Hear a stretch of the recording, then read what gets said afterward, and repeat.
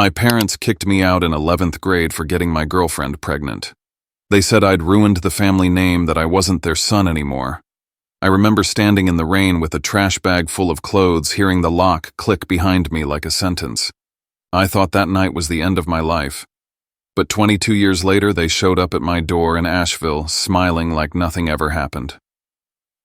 My father's first words, "Let us see the child." My mother's eyes searched the room as if she'd find forgiveness hiding there. I just looked at them calm after decades of silence and said the only truth that could cut as deep as their rejection. "What child? What are you talking about?" The color drained from their faces. That was the moment everything I'd built for 22 years finally came full circle. I'm Kepler Voss, and this is the story of what happens when the family that erased you comes back for something that was never theirs. Before I share my story, I want to know you are here with me. Just say listening in the comments or tell me where you are. I love hearing how far my story reach.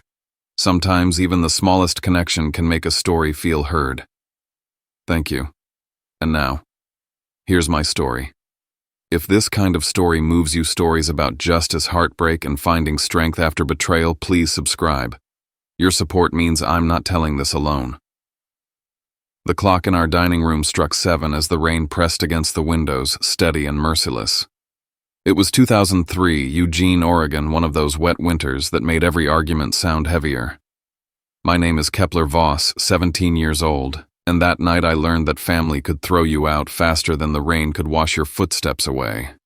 The dinner table was set like any other night, walnut wood gleaming under the chandelier, the family photo centered above the fireplace, the smell of pot roast still hanging in the air. My mother Marilyn folded napkins as if precision could hold the world together. My father Caleb still wore his steel watch, the one that ticked louder than his voice even at home. I had rehearsed what to say a dozen times that afternoon, thinking that honesty might count for something. When I told them Alara Quinn was pregnant, the air didn't move. My father looked at me like I'd confessed to a crime. "You ruined the family name," he said flatly. "Do you even understand what you've done?" My voice cracked, but I forced the words out anyway. "We'll take responsibility. I just need to finish school." I hoped there would be a sliver of mercy, some acknowledgement that I was still their son.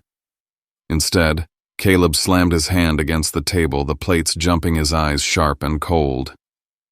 "You have 10 minutes, he said, ripping a check for $100 from his wallet.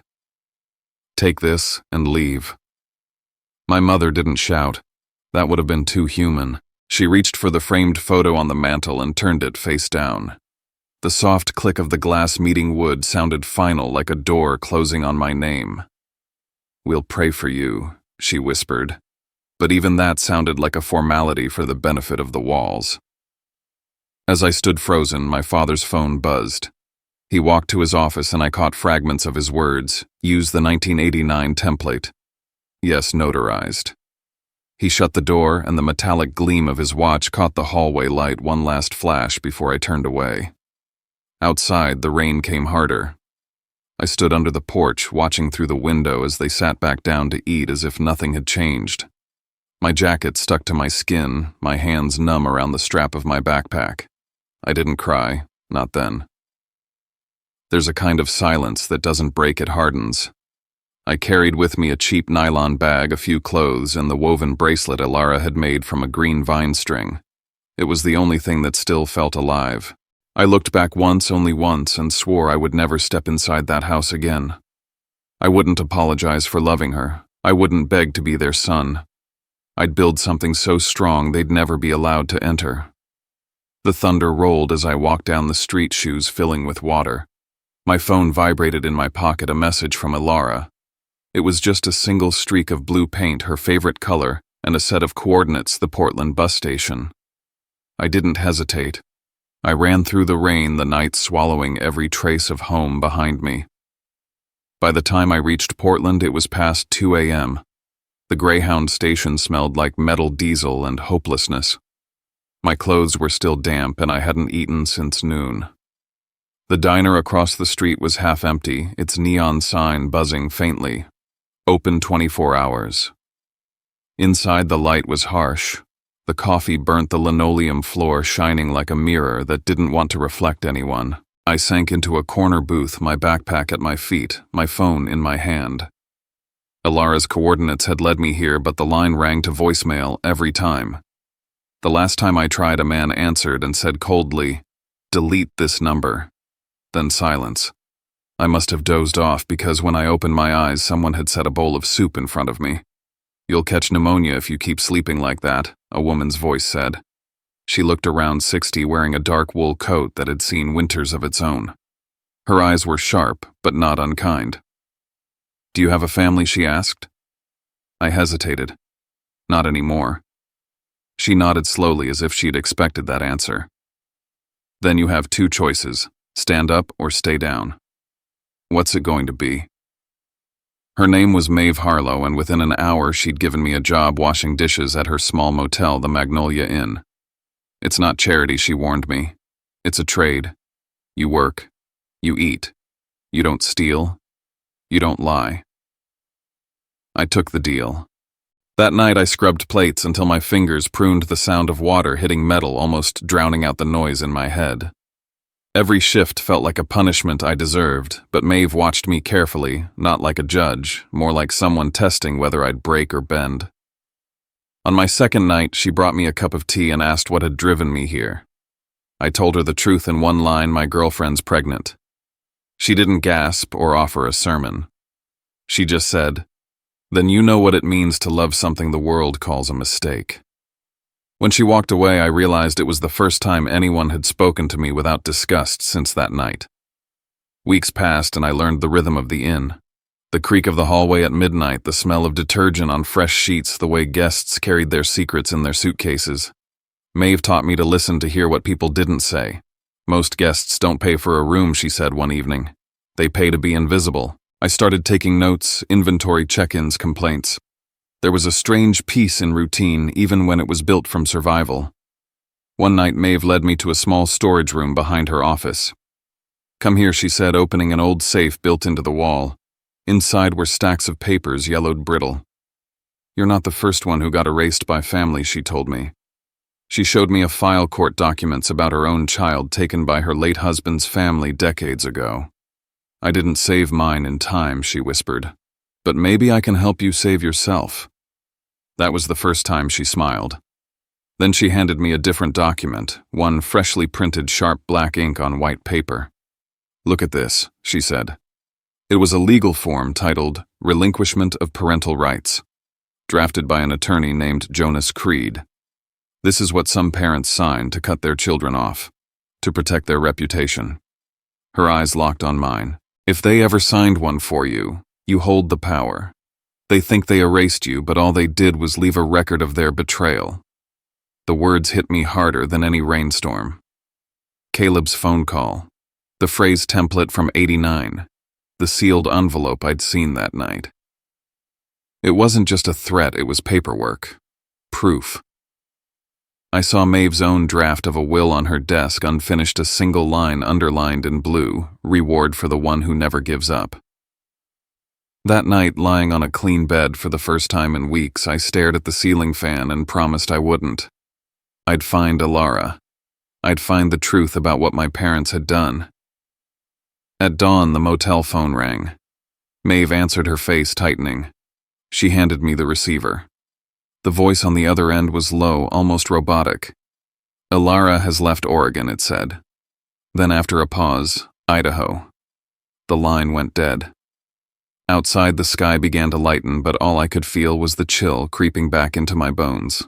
Somewhere out there, the girl I loved was being moved like a secret, and the people who called themselves my parents were already rewriting the story. I didn't know it yet, but that call was the beginning of everything that would define the rest of my life. The office behind the Magnolia front desk was barely wider than the copier, but it felt like a command center to me. A whiteboard leaned on a crooked nail marker, lines mapping shifts, laundry runs, vendor deliveries. I stopped bussing tables and started running the overnight crew, counting drawers at 5 a.m., reconciling the till, learning why a missing receipt is never just a mistake. Maeve let me move a battered metal desk under the tiny window. On it, I kept a ledger, a stack of employment forms, and a printout of state ID requirements. Money on the books meant a paper trail. A paper trail meant I was real, at least somewhere. My goal was simple and impossible at the same time: earn enough to breathe. Get my name on legal documents that couldn't be turned face down, and study every quiet lever that moves people, contracts, data, and whatever sits between a camera and the story it tells. Maeve said power is mostly housekeeping with better stationery. I believed her because she could make a city inspector smile while handing him a citation he had written. She introduced me to Jonas Creed on a rainless afternoon that felt wrong for Portland. He was tall, gray at the temples, shoes clean, voice patient. Multi-state notary, she said, and the kind of attorney who reads the fine print and then asks who wrote it. We shook hands in the hall beside rolling carts stacked with clean towels. He asked me for dates. I gave him the night, the hour, the table, the check, the way my father's watch flashed when he picked up the phone. Jonas wrote each detail like it was a coordinate on a map. He'd file public records requests in Lane County, he said, and look for anything filed by a C. Voss within 48 hours of that dinner. He didn't raise my hopes. He measured them. That same week, Maeve brought in a young woman with sleepless eyes and a laptop that looked like it never shut. "This is Sarah Wren," she said. Sarah installed a new POS that actually balanced, taught me how logs work, how every keystroke creates a trail. She showed me permission tiers and why no one should ever share a login, then smiled and reset my password when I forgot it on day 2. She talked about mirroring servers and hash checks like she was reading poems. The thing I remember most was this: if you can prove what happened, you don't have to raise your voice. In the evenings, I practiced writing emails that said exactly what I meant and nothing I didn't. I learned to attach the right documents to label files like they might one day sit in a courtroom. When I drafted staff contracts, Maeve would cross out adjectives. No color, she'd say just facts. The more I erased, the more protected I felt. Sarah taught me to build a repository, the way a carpenter builds a frame: permits in one folder, evidence in another, witness corroboration in a third, with a cross-index that would let a stranger understand the flow in 10 minutes. I named the top directory Aster, at her suggestion short for a star that navigators used to find home. We labeled the subfolders with dates, not feelings. Every upload got a checksum. Every entry could stand up to a bad faith reader. Jonas returned with a thin smile and a scan of a docket number. There had been an appointment at a Eugene notary the morning after I left. The requester was listed only as C. Voss. The body of the document was sealed, but the number existed. He slid the printout across my desk like a matchbook. "We don't have the fire yet," he said, "but we know where the tinder sits." He explained relinquishment letters, dry words for something wet and permanent. Parents sometimes use them to cut a child loose and protect themselves from liability. They forget the paper keeps breathing long after a prayer circle stops. I told him about the phone call, about the phrase my father used the 1989 template, and about the envelope with a raised seal. Jonas nodded and told me to be patient. "If you collect interest on resentment," he said, "you'll go broke. Let them compound their mistakes instead." That night, the Magnolia phone rang just as I was closing the drawer. The caller ID read private. A man said, "Forget it. You don't have a baby." His voice was almost bored. "Who is this?" I asked. He hung up. I stood there staring at the receiver like it might give me a second chance to ask better. Maeve found me on the steps behind the laundry room where the air smelled like warm cotton and bleach. She didn't ask what the call was. She brought a camcorder case, the old kind with a broken clasp, and placed a mini DV tape in my palm. "I recorded this the week I buried my illusions," she said. "Play it when you need to remember why we keep going." In the video, she sat at her kitchen table, speaking to a lens the way you speak to a friend who won't lie. Family is the one who doesn't leave. If they left, they get the title back only if you choose it. "Show this where the light is bright," she said. "Keep your eyes steady. The world blinks enough for both of you." A few days later, Jonas called from his office. He mentioned a past client who had washed his surname with a paid narrative campaign, a PR outfit that cleans family messes and sells them back as miracles. He gave me the name and said it might circle back someday. Sarah and I were labeling a new batch of files when she looked up and asked if I liked stars. I told her I liked the idea of things that stay put. Then every sensitive file gets an Aster tag, she said. We'll speak the same language when it matters. I realized then that revenge wasn't a storming of gates. It was municipal work. It was drafting, stamping, filing, logging. It was building scaffolding around a truth and letting gravity do the rest. I started a document on the whiteboard and then on my laptop titled simply The Blueprint. 3 sections. Law, data, story. Under law, I listed dockets, notarizations, chain of custody. Under data logs, IP traces, audit trails. Under story, what happened, who watched, what can be shown. When I finished, my hands had stopped shaking. Right before closing, an email hit the Magnolia inbox from a throwaway address. Subject line. She was forced to leave. There was a single attachment, the photo of a clinic sign in Idaho, grainy but legible. I felt the floor tilt. Jonas told me to save it to Aster and say nothing else. Silence isn't surrender, he said. It's strategy. They'll come to you when hunger outweighs pride. I nodded, dragged the file to the repository and stared at the blinking cursor, the most patient metronome on earth. I fell asleep at the desk that night, the camcorder tape tucked into a drawer, the word Aster glowing on the screen like a lighthouse with its light reduced to 1 pixel. Outside, the delivery truck's brakes sighed, and somewhere above the roofline, a plane cut a quiet line across the dark. I didn't know where Alara was. I didn't know exactly what my parents had signed. But I knew I had a map, and I knew I would follow it until the pins connected and the picture made itself. Asheville, North Carolina, 2025. The glass walls of my place threw morning light across the floor in long, cold bars. I was marking phrases in the notes for my Avalon Summit talk when the doorbell stuttered like someone nervous about their own insistence. I muted the music, set the mug down, and walked the length of the room. The mountains stood steady beyond the balcony. My hand didn't shake when I opened the door. Caleb and Marilyn filled the doorway with the same posture they'd used in every church lobby of my childhood. My mother held an iPad angled away from the sun, a headline visible in the glare, Kepler Voss, founder of Aster AI, father to prodigy. They were dressed like apology, but their eyes flickered with calculation. My father spoke first. We're here to see the child. He didn't look at my face when he said it. My mother's gaze skimmed the entryway as if forgiveness might be hiding behind the umbrella stand. What child? I asked. I never had one. The silence that followed lasted 13 seconds. I counted because counting kept me from laughing, and laughter would have been cruel to the boy who stood in the rain 22 years ago. They asked to step inside.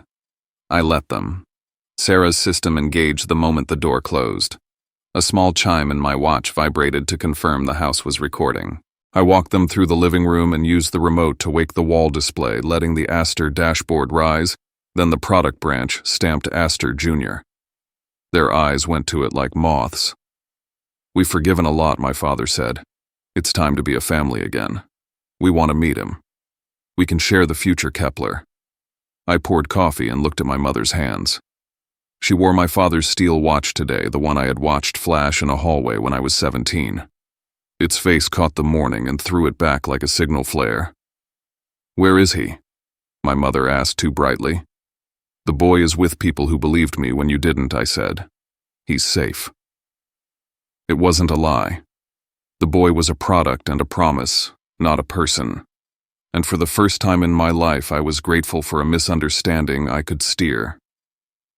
They started talking about second chances, about how the past was complicated, about how God restores what is broken. I let them speak until their words lost their meaning. Then I asked what had changed. My father said something about markets and timing. Then he said too much. A story like this could help repair what happened in Oregon. He caught himself, but the sentence was already in the room breathing. They referenced a firm they'd retained to help share the reunion, a group out of Charlotte called Silverline Media.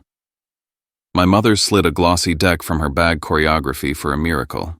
She kept her voice soft, like she didn't want to frighten the animal she hoped to leash. I nodded, careful to look neither eager nor angry. I wanted them to keep thinking they were the ones holding a leash. When I stood to refill their cups, I used the reflection in the kettle to capture a clean shot of the watch on my mother's wrist. The photograph landed in my camera roll like a fossil proof that time repeats itself when no one tells it not to. They stayed 20 minutes and said very kind things in very careful voices. When they left, my father forgot a folder tucked beneath the iPad. Inside was a draft titled Grandparent Rights Petition Draft A. The language was predictably tender, the remedies very specific. I set the folder on the counter and called Jonas. I sent him the watch photo and a scan of the cover sheet. He called back almost instantly. The petition hadn't been filed yet. If they did file, they'd be tying a bow on their own plan. Document everything he said. And keep the audio rolling. I called Sarah and told her to start a watch on any Oregon-based IP that hit my name alongside the word grandson. She set filters and alerts and pushed a small update to my phone. An hour later, while I was rinsing cups, the phone buzzed. Then again. She read the searches to me out loud. How to claim inheritance from estranged child. Grandparent visitation in North Carolina. The last entry made me lean against the counter. An email to a familiar address, Derek Sloan. I hadn't seen that name on a screen in 2 decades. In my mind, he was still 17, whispering promises under bleachers and then vanishing into a lawyer's letterhead. Now he was a line in a log file reaching back toward the story he had abandoned. I walked onto the balcony and let the cold air burn my lungs. Below the road curved toward town, a bright thread stitching the hills together. I thought about the boy I used to be, about the way the lock sounded that night, about the blue paint streak on my phone screen. I thought about Maeve's video sitting in a folder labeled Astor Story, and the docket number sitting under Astor Law, and the access logs collecting under Astor Data, all together forming something you could put on a screen and not look away from. I didn't slam the door or throw the folder or call them back to fight in my living room. I went back inside and opened the repository and typed the day's entries, who came, what they said, what they left behind. In my mind, I heard Jonas's voice, don't spend resentment. Earn proof. I saved the file, watched the checksum confirm, and let the weight in my chest settle into patience. That night, as the glass turned black and the city lights stitched a loose net across the valley, I rewrote the first paragraph of my Avalon talk. I removed half the adjectives and one metaphor and left only the thing I could swear to trust has a version number, and once you downgrade it, it never upgrades itself. When I was done, the cursor waited at the end of the line like a held breath. My phone lit up once more. Sarah again. She had a screenshot of a draft press release from Silverline Media queued in a private workspace. The headline was the kind that gets shared without being read all the way through. She also had something else, a trace of a calendar invitation between my father and Derek, scheduled for the end of the week. Location Asheville. Subject reunion strategy. I put the phone face down and stared at the ceiling until the joists came into focus. In the morning, the mountains would be there, same as always. The doorbell might ring again. The watch might flash in my mother's sleeve a second time. But this time, the house was listening. The paper was breathing, and the names at the bottom of other people's documents were starting to mean exactly what they had signed. A week after they stood on my doorstep, the world around me seemed too quiet. The glass office I'd built at the top of the ridge was meant for sunlight and certainty, but that morning both felt artificial. Charts glowed on the curved wall display, a shifting ocean of lines and numbers. On my desk lay a letter written in my mother's narrow hand. You are still our blood. Think about the child. I folded it once neatly like something to file in the evidence drawer. The ink still smelled fresh. They were moving fast. They thought I was ready to forgive. They were wrong. The goal now was simple. Pull, don't push. Let them step so deep into their own illusion that the weight of greed would drag them under. Sarah was already tracing the network behind Silverline Media. Each ping, each log, and each attachment was logged in our database. That afternoon, she found what I'd expected, a thread of emails between Caleb and Derek Sloan, the man who had vanished from Alara's life and mine. His tone was oily and familiar. If Kepler has a child, I have a claim. You said you could prove it. I leaned back and exhaled. They weren't just rewriting my history, they were fabricating lineage, turning shame into inheritance. By nightfall, the full picture emerged. Caleb was pitching a redemption story. Derek would play the repentant father, my parents the heartbroken grandparents. The product was sympathy, and the currency was exposure. I let the disgust settle into calculation. Sarah tracked the payment path. Derek's account in the Cayman Islands was active again. A wire from an Oregon construction firm listed under my father's holdings had landed just 3 days before the PR deal began. His startup was dust. He needed the money. Jonas called from Portland, his voice calm, but I could hear the smile. He'd located a certified copy of a notary entry from 2003, my father's signature on a document renouncing all parental rights to me and any descendants. It was dry, bureaucratic, and devastatingly permanent.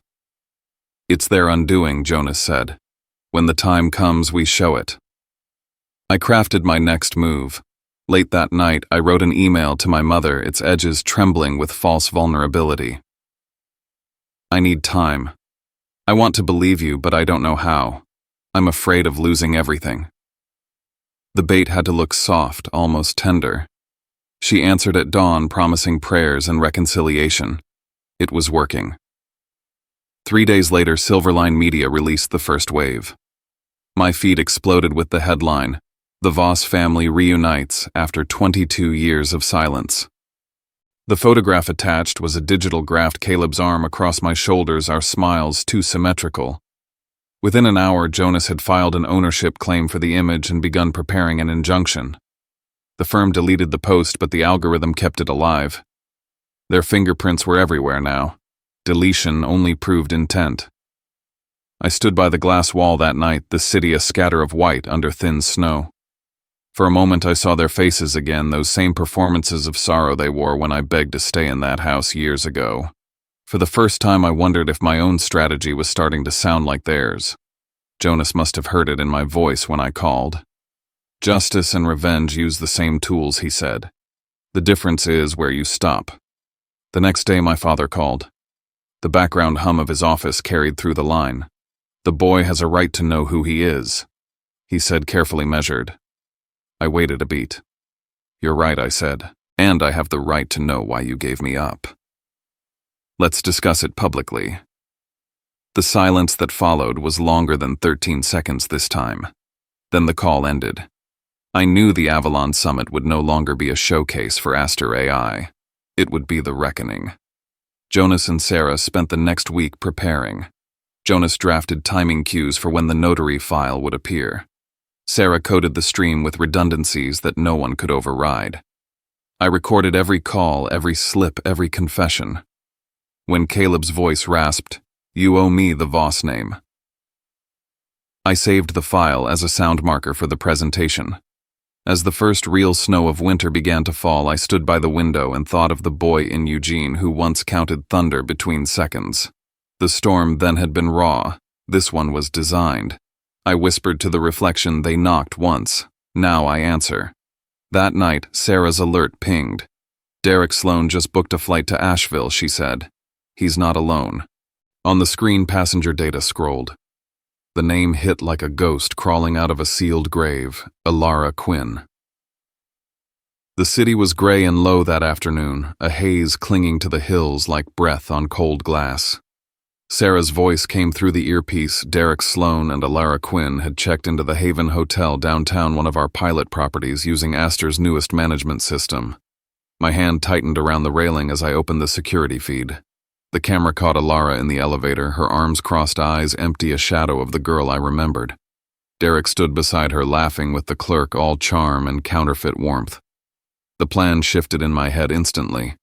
This wasn't just manipulation, it was coercion. I needed proof. Sarah rerouted the property's audio logs, syncing them through our internal network. Every sound in their room streamed into a private channel. I sat in the dark of my office as the voices began. Derek's tone was casual, practiced. "You just have to say you had the baby. Caleb promised to clear my debt once the video goes live." Silence. Then Alara's voice, thinner than I remembered. "The baby never lived. I can't do this." A pause, and then Caleb's voice on speaker, sharp and cold. Then don't be surprised when your clinic record ends up on every feed from here to Boise. The words hit like glass breaking. For a second, I wanted to storm the hotel and drag them all into daylight. Jonas's message appeared at the edge of my screen before I could move. If you intervene, they erase everything. Stay still. I forced myself to breathe. The recording was still running. Let the damage finish forming. By midnight, the files were archived and encrypted. The folder name was Aster Truth T03. I watched the progress bar complete each percentage a heartbeat. Then Sarah called again. Your father hired a disbarred attorney from Charlotte used to forge birth certificates in an inheritance case. I leaned back, pressing my thumb against the glass desk until it hurt. Every piece fit. They were building a child from paper and lies in air who never existed. Jonas confirmed what came next. Silverline Media's internal notes showed a campaign called Day of Redemption, scheduled for the first day of the Avalon Summit. A perfectly timed resurrection. I almost admired the audacity. Almost. I sent an email that night from a dummy account under the name L. Corbin, the PR executive Jonas once mentioned. This campaign carries exposure risk. Need verification of source materials. Within hours, I received a full chain of attachments, scans, drafts, scripts. They didn't question it. They simply sent their crime gift wrapped. Sarah mirrored the files to our secure server and deleted the traces. The web was closing. The next evening, the security feed from Haven showed Alara alone pacing. Then at 12:47 a.m. she left. She appeared on my own office camera 40 minutes later, her face pale under the lobby lights. She didn't knock. She just walked in and threw a manila envelope onto my desk. This is the only copy left, she said. Inside was the original medical record from Idaho 2003, confirmation of pregnancy followed by the termination record signed by her, not by my parents. Proof that the story they were selling never existed. Her voice broke. If you still see me as a person, end it. She turned to leave, but I stopped her long enough to say, go. Get out of this city. They won't touch you again. When the door closed, I stood alone with the envelope, its weight heavier than any revenge plan. I sealed it in the safe, labeled Aster Truth, and called Jonas. He came in person that night to scan and notarize the file, storing duplicates across 3 jurisdictions. This is the cornerstone, he said quietly. Without this, they could have rewritten time. Outside, the sky bruised toward dawn. The office lights caught my reflection in the window. For the first time, the man staring back wasn't the boy left in the rain. He was someone colder, steadier, willing to burn everything down to reveal what had been hidden. An hour later, as I tried to close my eyes, my phone vibrated on the nightstand. Unknown number. The message appeared without a sender name. We know she came to you. Stop meddling or the world will believe you killed your own child. I stared at the screen until the glow dimmed. The threat didn't scare me. It only confirmed what I'd already decided. The next time they tried to use my silence, I'd let the entire world hear what it sounds like when the truth finally breathes. 2 days later, at 2 a.m, the office at Harlow Systems glowed like a cockpit. The rest of Asheville slept. Our servers didn't. I sat between Sarah and Jonas, the 3 of us lit by dashboards and terminal windows, the hum of the racks a steady breath behind the glass.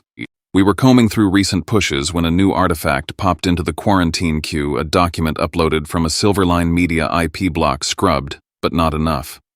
The file name looked like a Dare Family Reunion Plan.docs. Sarah opened it in a sandbox while I watched the cursor crawl. The contents were exactly what I expected, and worse, a timed program for Avalon Summit, lines of dialogue for a staged reconciliation, lower thirds graphics labeling me as a prodigal son, Caleb and Marilyn as long-suffering grandparents, and a closing shot of a child's silhouette under soft light. They had built a ceremony out of a lie. I said it out loud so the room would hear me mean it. I was going to control the stage before they did. The only way to end this was to use their own spotlight and make it tell the truth. Jonas began assembling a lean lethal packet, the notarized relinquishment from 2003 with the docket number that matched the public log, Ilara's Idaho clinic record scanned at high resolution, and certified the archived emails between my father and Derek about the payoff and the recorded threat where Caleb promised to expose her medical past if she didn't comply. Sarah wrote remote triggers that would let a single keystroke override the house playback system at the convention center. We didn't ask permission. We checked the contracts. Avalon's AV vendor already ran our fleet management pilot for their hotels. Astor had a maintenance channel baked into the projectors. I would be the one with access when the room went dark. I still sent the message my father needed to receive. I'm ready to speak about family publicly. His reply arrived minutes later, a warm paragraph about healing that felt printed before he typed it. While he pretended to plan a reunion, Sarah traced another change in their workflow. Silverline's engineers had pushed a block to intercept any media uploaded from my account and swap in their pre-cut video of a smiling boy. Sarah answered by moving the feed 3 layers down into a lane even their administrators didn't see. She was careful, relentless, and when she finished, the playback path looked like a river braided through rock. If they tried to dam it at one channel, 2 others would carry the current. Near dawn, my phone vibrated. A message from my father. Tomorrow we'll be a family again. You should be grateful. I pictured the watch on my mother's wrist, the way it had flashed in my hallway when I was 17 and again in my living room weeks ago, a metronome for someone else's control. 10 minutes later, Jonas called from his desk down the hall. He had been combing through a secondary archive at the Lane County Clerk's office, backups no one bothers to search because they're messy, and found a surveillance recording from inside the notary's suite 22 years ago. Grainy footage, static at the edges, clear enough in the middle to show my father and mother signing the document that cut me off. At the end, the steel watch on my father's wrist caught a rectangle of fluorescent light and threw it toward the camera, a shard of brightness any juror would remember. I printed a single frame of that reflection and set it beside the letter my mother had written. On one paper, a plea. On the other, a decision. I told Jonas if our plan was interrupted, if the feed was killed, if a fire alarm pulled the plug, he was to ship the entire packet to 2 outlets that still read before they posted the Austin Chronicle and the Wall Street Ledger. He didn't argue. He wrote a short cover letter and saved 2 drafts. We rehearsed a final time. My opening about trust and data. The cue where the Astor logo would appear. The handoff to Jonas, concise and brutal. The clip of Ilara's voice, no face, just truth. The still from the notary camera. The closing line I had written, the one that cost the most to say. When we finished, the countdown timer on the wall read 18 hours. I closed the laptop and said what the room already felt. Tomorrow the light goes where they're most afraid of it. On the way out, my phone buzzed again. A short video shot through a windshield, shaky and mean, Ilara's rental turning onto the interstate at dawn, a black SUV, 2 cars behind her. The file closed with a text. Don't play with fire.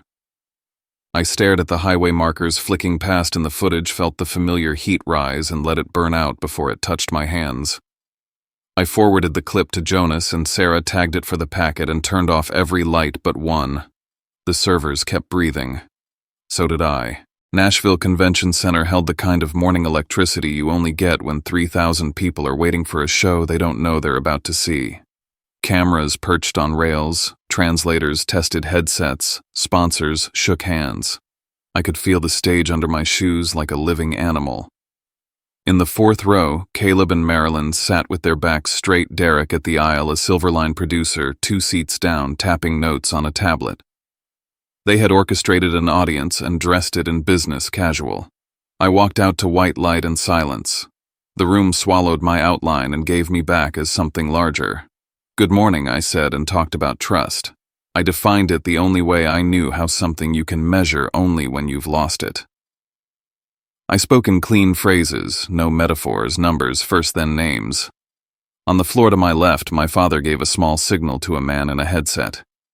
The tech crouched behind the booth, fingers arched over a keyboard. Somewhere in a control room, their reunion film waited for its cue. The main screen fluttered, then steadied. Astor AI's mark opened like an iris. A breath caught high in the hall. Instead of soft focus music and a boy who never existed, the picture cut to the timestamp of a small office in Eugene, 2003. The camera faced a laminate counter, a plant in the corner, a wall calendar turned to January. My father stepped into frame. My mother followed. A notary placed a document where the camera could see signatures if it cared to look.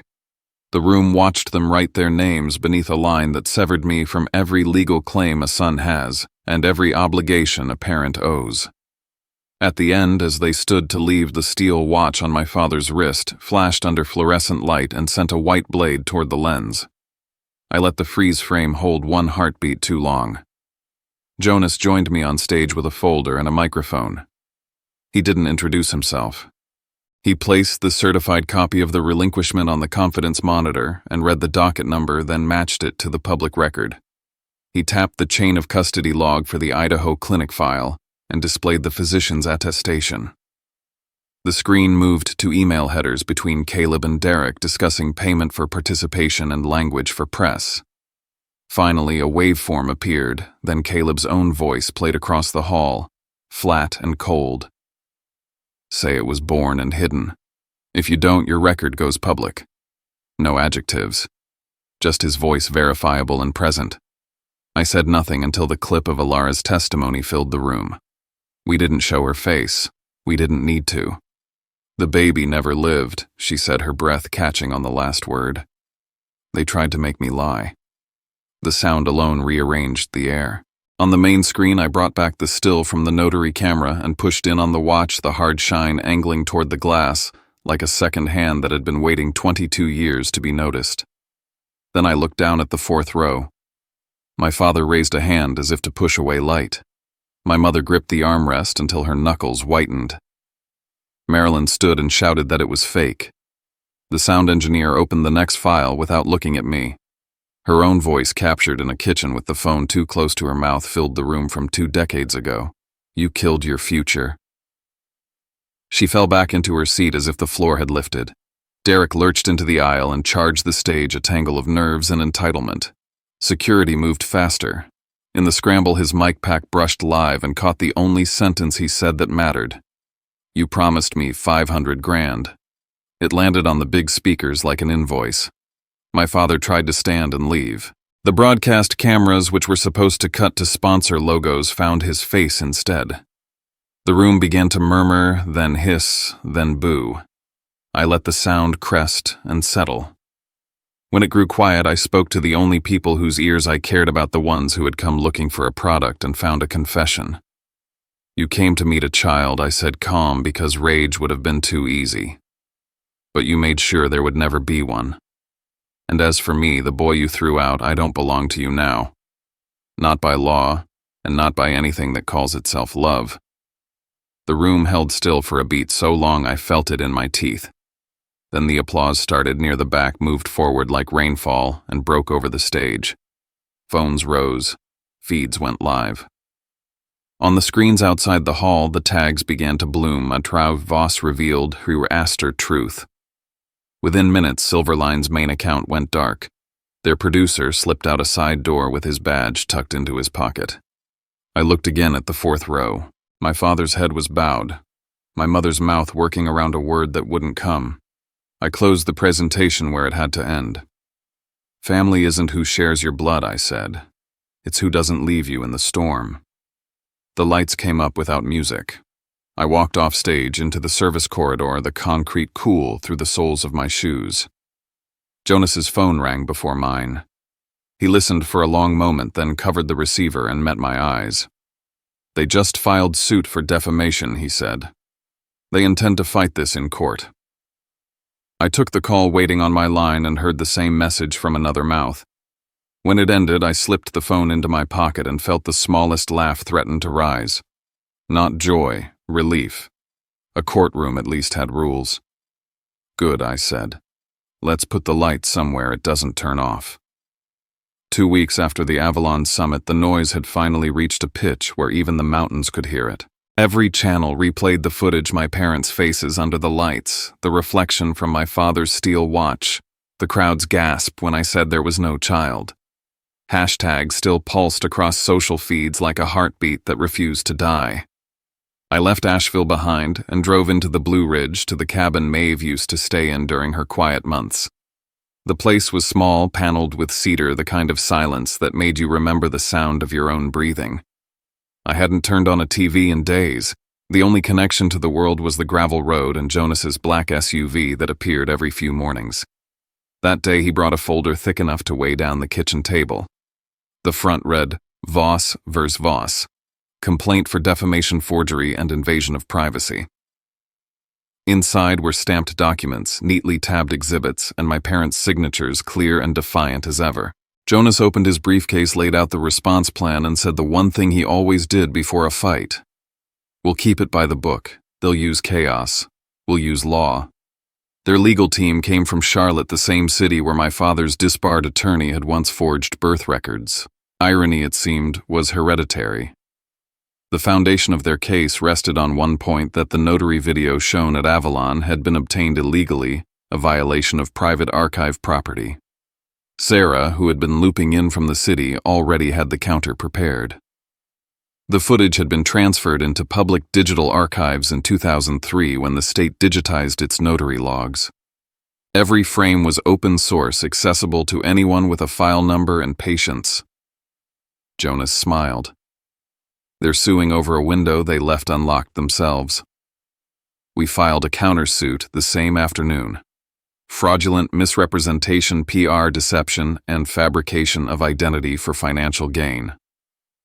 The headline was simpler: The Grandson That Never Existed. Jonas had written it that way for the press. The hearings began under gray skies. Reporters lined the courthouse steps. Every shudder sounded like a heartbeat I didn't want to own. Inside, the air was heavy with perfume and paper. Derek Sloan was the first to crack. The federal investigators had frozen his Cayman account and demanded an explanation for the $500,000 transfer. He gave it, Caleb Voss paid me. The words echoed off the courtroom's marble like the click of a lock opening. Then came the emails. Journalists obtained verified correspondence between Marilyn and Silverline Media showing an $80,000 payment for the Bring the Grandson Home campaign. The phrase itself became a meme, an emblem of manufactured grief. Their company collapsed within the week. When Caleb took the stand, his composure had already thinned. His business partners had pulled their investments. The real estate firm was declaring bankruptcy. He still tried to sound proud, speaking of legacy and family honor. Marilyn, sitting 2 seats away, trembled with a mixture of fear and vanity. But it was during her own testimony that the mask fell. When asked why they'd pursued the lawsuit despite clear evidence, she said quietly, almost to herself, "We only wanted our name back in the papers." The microphones picked it up. The moment aired live. Every screen in the hallway went silent. I sat behind the partition, unseen by the cameras, listening to her voice. It struck me that for 22 years I had defined myself by what they'd done, by the door they'd closed, by the rain I stood in, by the silence that followed. I had built my life as a rebuttal. Sitting there, I realized that fighting them had kept me tied to them longer than love ever could. Victory didn't feel like winning. It felt like stepping into an empty house. When the judge dismissed their claims with prejudice, Jonas leaned over and asked, "You want to pursue damages?" I shook my head. They already lost what they worship. Money can't touch that. Outside, the flashes of cameras washed the courthouse steps in strobe. I walked through them without looking up, the noise fading as the mountain road swallowed me again. That night, the post arrived late. A small envelope from Idaho stamped with the seal of the state hospital. Inside was a notice medical record of patient E. Quinn, declassified per statute. Attached to it was a photocopy of a handwritten doctor's note dated 2003. Patient requested to keep woven cord bracelet as memorial. I sat for a long time holding the note against my chest. The bracelet, the same rough strand of fiber I'd kept in a small safe for years, wasn't a symbol of failure anymore.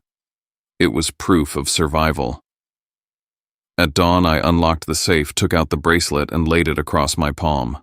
I understood then that revenge doesn't quiet ghosts. It feeds them. The only way to end the noise was to forgive not for their sake, but for mine.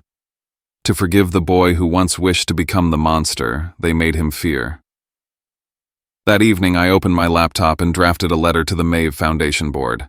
The subject line read, "Proposal Outreach for Disowned Youth." The body was simple. No child should stand outside their own home in the rain. Build something that keeps the lights on for them.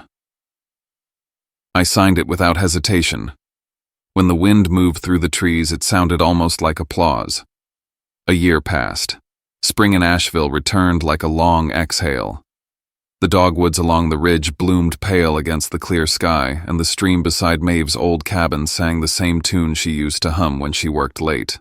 I lived quietly now, far from headlines. Harlow Systems thrived under Sarah's leadership, and I served only as a consultant, a name on documents, and nothing more. The Maeve Foundation had grown into what we dreamed, a network for young people thrown out of their homes, offering scholarships, shelter, a voice. Every grant signed carried Maeve's quote embossed at the bottom, "Family is who stays." The dedication ceremony was small. Jonas arrived in his gray suit, still smelling faintly of coffee and paper. Sarah brought a group of students the foundation had helped. They looked nervous, determined, alive. The hall was modest, a renovated barn overlooking the valley. At noon, the doors opened and Alara stepped inside. She wore a loose linen coat, her hair pinned back, eyes steady but soft. In her hands was a wrapped canvas. When she pulled the cloth away, the room fell quiet. It was a painting titled "The Boy at the Door." A lone figure stood under rain before a house with no light, his face turned upward, not pleading, just waiting. She handed it to me and said, "It's how I remember it, so I can forget." I didn't answer. There were no words big enough. We just stood there, two survivors looking at the same storm from different shores. Later, during the reception, a journalist approached Jonas with a whisper that carried. Caleb Voss had died that morning of a stroke in Arizona. Marilyn had been moved to a nursing home outside Phoenix. The room shifted, the music stuttered, then continued quietly as if nothing had happened. Jonas found me by the window and handed me a folded clipping, an excerpt from Caleb's will released to the press. "If my son ever reads this, let him know I never understood him. I lost because I did not know how to love." I read it twice. My throat tightened, but not with grief. It was the first honest thing he had ever written, and it had arrived too late to matter. At dusk, I drove up the ridge with the bracelet in my pocket. The wind carried the scent of pine and distant rain. On the summit, I built a small fire in the stone ring Maeve had used for her picnics. I held the bracelet between my fingers, the fibers rough and familiar, and fed it to the flame. The smoke curled upward, turning to ash that drifted west toward Oregon, toward the life that had started and ended there. "I'm not here to apologize," I whispered. "I'm here to live." When the fire died, I sat until the stars came out. Each one looked like a window that no longer scared me. In the months that followed, we launched the Foundation's mentorship program, pairing older survivors with teens who had nowhere to go. Every story I heard sounded like a version of my own: the slammed door, the silence, the long walk through rain. Each time I listened, the weight on my chest grew lighter. One evening, as the light faded, Sarah called from the city. "The new system's online," she said. "We need a name." I looked around the cabin. The lamp Maeve had left the shadows, leaning gently on the walls, the sound of water moving over stone. "Call it home," I said. The next morning, news of the system's success spread across our network. The name stuck. For the first time, the word didn't sting. It felt earned. I sometimes drive down into town on weekends just to see people walking under sunlight, to remind myself that ordinary peace is the rarest kind of victory. From time to time, I still hear my father's voice in memory, cold and commanding, and then I remember the silence that followed, the one that finally became my verdict. Family isn't the house that throws you out. It's the life you build when you decide to walk back toward the light. And when the truth is finally spoken aloud, even silence becomes both judgment and forgiveness. The first spring after the Foundation's launch passed in a blur of travel speeches and quiet evenings that felt both full and hollow. I had built something meant to outlive me, Yet the silence inside that Blue Ridge cabin still ruled my hours. The Maeve Foundation had grown faster than any of us predicted. Sarah opened branches in Portland and Denver, and Jonas became the reluctant legal guardian of half the kids we helped. But every success carried the echo of that boy under the rain still watching through a window he could not open. Reporters came and went. They wanted the reformed prodigal, the man who turned trauma into triumph. They loved the symmetry of it, how the son of disgraced socialites became a savior for lost youth. None of them cared about the spaces between headlines, the sleepless nights, the second thoughts, the ghosts that refused to leave. I smiled for the cameras, said all the right things about hope, and went back to my cabin where the creek sounded like static from a life I couldn't switch off. It was in early June that the first letter arrived from Arizona. The handwriting was careful, almost timid. Kepler. If this reaches you, I'd like to talk before time runs out. I have something you were never told. I'm not asking for forgiveness, just a chance to finish what I started wrong. It was signed Marilyn. Jonas warned me not to answer. She's looking for absolution, he said. You don't owe her that. He was right legally and morally, but law had never been the measure of my life. I wrote back anyway, I'll listen once. No promises after that. 2 weeks later, I flew to Phoenix. The nursing home sat between a golf course and a desert highway, the kind of place built to make decline look respectable. I found her on a shaded patio, thinner than I remembered her hair, white eyes still sharp enough to find every fault. You came, she said, half smiling. You wrote? I answered. For a moment, neither of us spoke. The air was thick with the smell of sunscreen and artificial orange blossoms. She took a folded envelope from her cardigan. Your father wasn't your only ghost, she said. I was carrying one too. Inside was a photograph, Maeve younger by decades, standing beside a man I didn't recognize. The back read, Rodas and Voss Properties, 1981. She was our partner, once Marilyn said. Before you were born. Caleb and Maeve built that first hotel together. Then she discovered he'd stolen her design blueprints. She threatened to expose him. He made sure she couldn't. I looked at her, waiting for the rest. He didn't kill her, she said quickly. But he ruined her reputation, forced her out. That's why she left Eugene. That's why she built her chain from scratch. You were her second chance. The idea stunned me. My life, the rescue, the mentorship, the fortune had begun as someone else's unfinished war. Maeve hadn't just saved me, she had redeemed herself through me. And now Marilyn wanted to hand me this guilt like an heirloom. Why tell me now, I asked. Because she forgave you, she said, and I never could. I need to know how she did it. There was no answer to give. Forgiveness was a muscle Maeve had trained through pain. My mother had only exercised control. I left without shaking her hand. The last thing she said followed me to the car. Your father's name is gone, but his habits aren't. Don't let the foundation become another empire. Back in Asheville, the summer storms rolled in heavy and bright. Alara started visiting more often, helping coordinate the art therapy wing at the foundation's new campus. She had changed too, calmer, older, the anger in her face replaced by something like patience. One night as rain hammered the windows, she said, They'll write you into history one way or another. Make sure it's the version you can live with. That week, a new problem arrived. A journalist named Rowan Glass requested access to the foundation's financials, claiming to investigate charitable mismanagement. His emails were polite, precise, too knowledgeable to ignore. Sarah ran background checks. Rowan was real, a freelancer with ties to Silverline's new parent company under a different name. The enemy had evolved. I met him in a cafe downtown. He was younger than I expected, sharp-eyed and certain of his story. Mr. Voss, he said, some of your donors are tied to former Voss Realty accounts. Care to explain? I sipped my coffee. Reclamation, I said. People trying to make amends. He smiled. Or launder a legacy. That night I stayed awake, going through spreadsheets. Jonas found no legal flaw, but perception was fragile. The foundation's funding could look like rebranding for the disgraced elite. And that was exactly what Silverline wanted, a shadow over our light. Days blurred into planning and counter-planning. Sarah traced the data trail to a shell firm based in Dallas owned by a trust managed by an unknown executor. But the IP logs told a different story, one access pattern repeated at odd hours from within our own servers. Someone inside was leaking.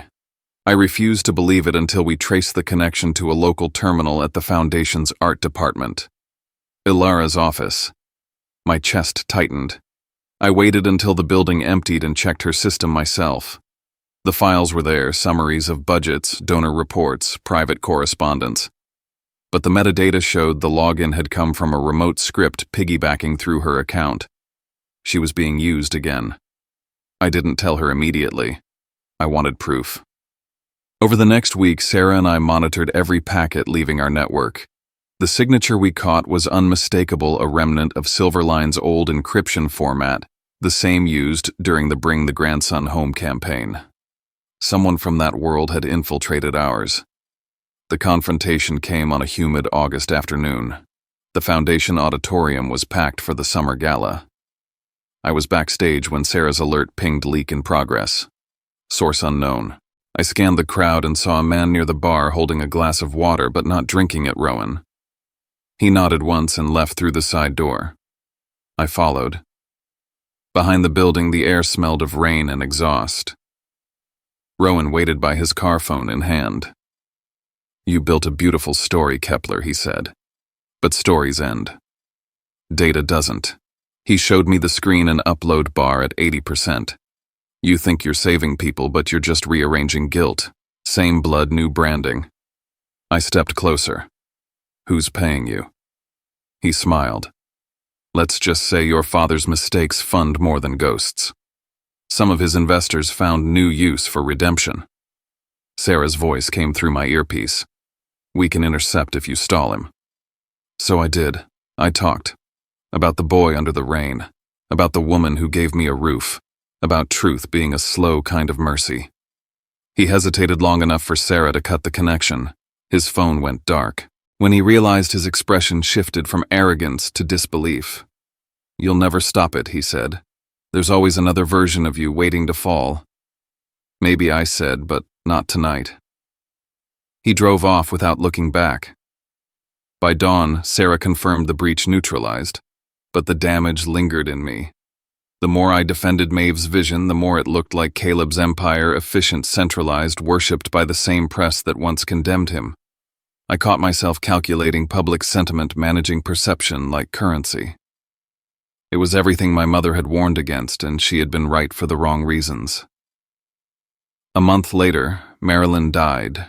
No will, no ceremony, no heirs. The nursing home called to ask if I wanted her possessions shipped or destroyed. I told them to send what was left. The box arrived 3 weeks later, light enough to carry in one hand.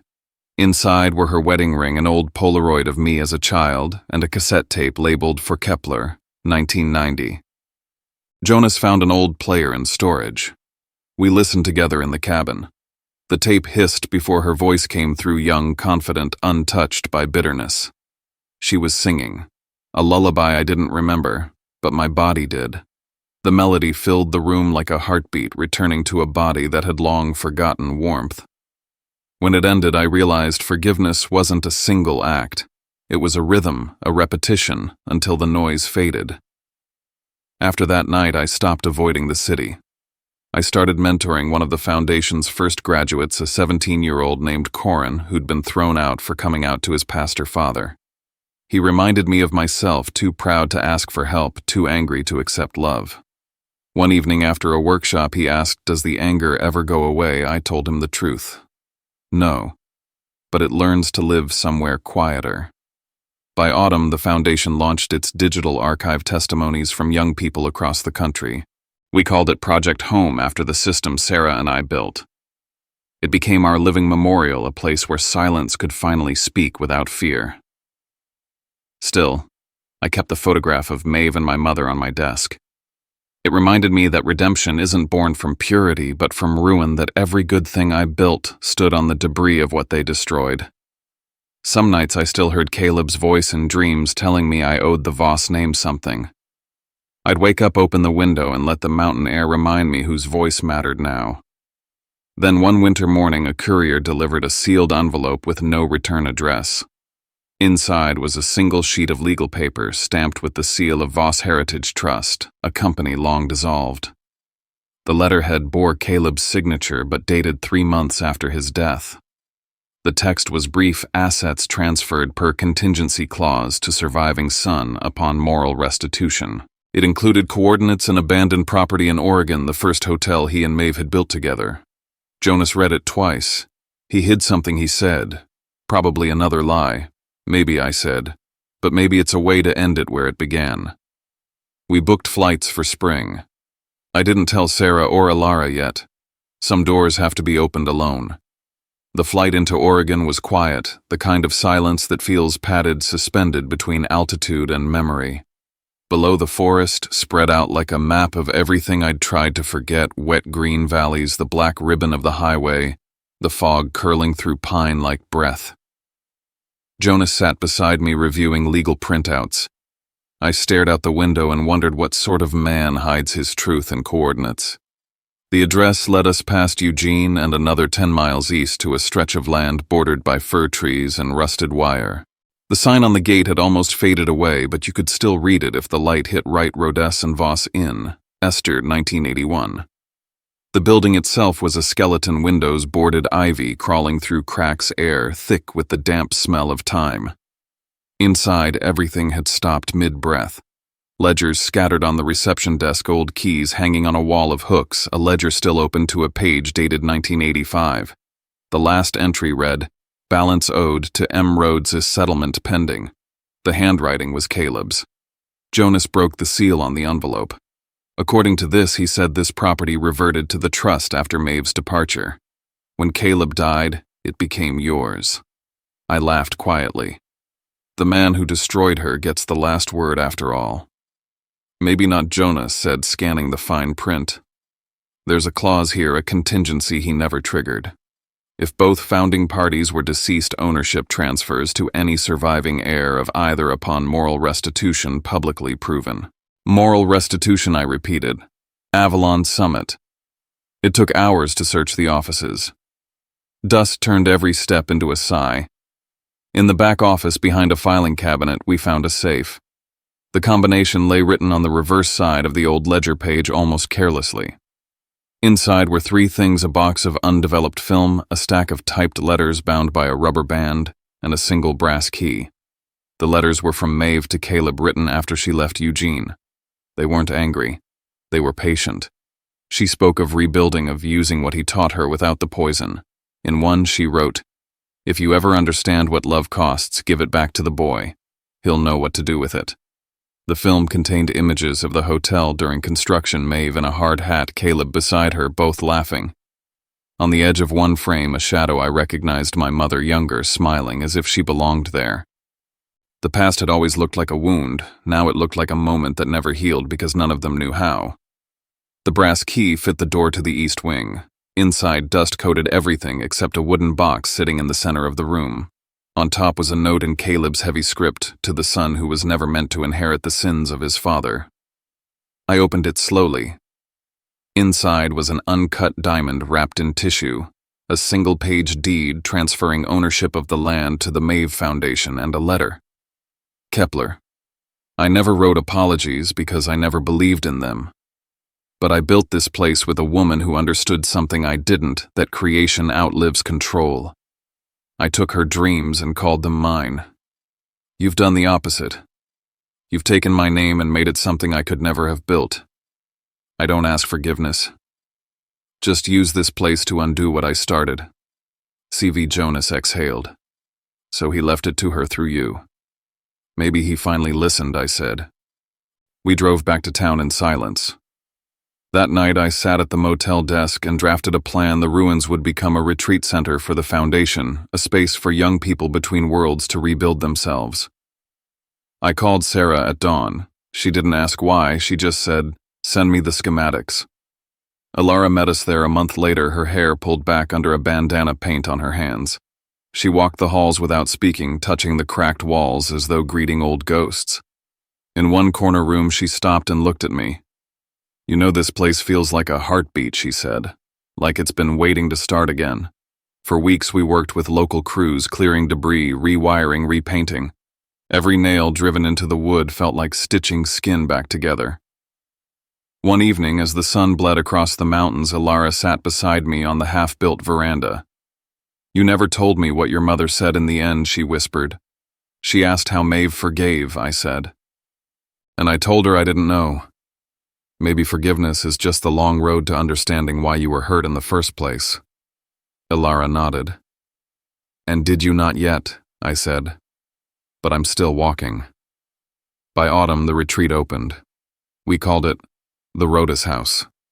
The first group arrived 10 young adults from different states, each carrying stories too heavy for their age. They cooked together, planted a small garden, built a library out of donated books. Sometimes I caught them laughing in the halls where echoes used to live. One night after everyone had gone to bed, I found a letter slipped under my office door. The handwriting was unfamiliar. "Mr. Voss, my name is Rowan Glass. You remember me from Asheville. I was wrong about you. The story I thought I was writing wasn't yours, it was mine. I grew up in a house like yours. My father still won't say my name. Thank you for showing me that silence can end." I read it twice, then burned it in the fireplace. Not from anger, but from release.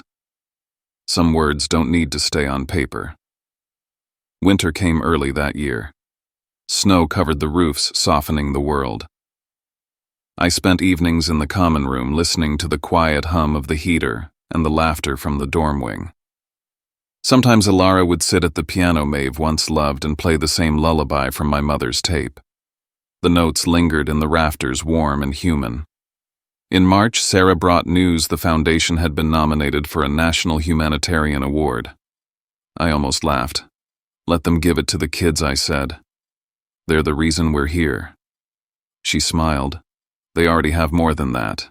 They have home." One morning as I walked the property, I found Corin sitting by the fence sketching. He'd grown taller, steadier. "You going somewhere?" I asked. "College in the fall," he said, "on the foundation scholarship. Thought I'd leave a drawing here before I go." He handed me the sketch, a simple charcoal outline of the building light streaming from its windows. Underneath he'd written, "You gave the boy at the door a key." I watched him walk away down the gravel path until the fog swallowed him. The next day I packed a small bag and drove west to the coast. I hadn't seen the Pacific since before Maeve died. The air smelled of salt and cedar. I walked along the shore until my shoes filled with sand and my head with wind. There at the waterline, I scattered the ashes I'd kept from that night on the ridge, the last of the burned bracelet. The tide took them without hesitation. I stayed until the sun sank and the horizon became a band of red. For the first time in years, I didn't feel watched by the past. It wasn't forgiveness that saved me, it was continuation. The world had kept moving. I had finally caught up. When I returned to the Rodas' house, Jonas had left a small package on my desk. Inside was a pocket watch, its casing engraved with initials CV and a note found in the safe after restoration. "Thought you'd want to keep time your own way now." I wound it once and listened to the tick. It sounded nothing like my father's old steel clock. It was softer, irregular human. Spring arrived again. The hills turned green, the garden bloomed. On the anniversary of the foundation's founding, the alumni gathered in the courtyard, over 50 of them now.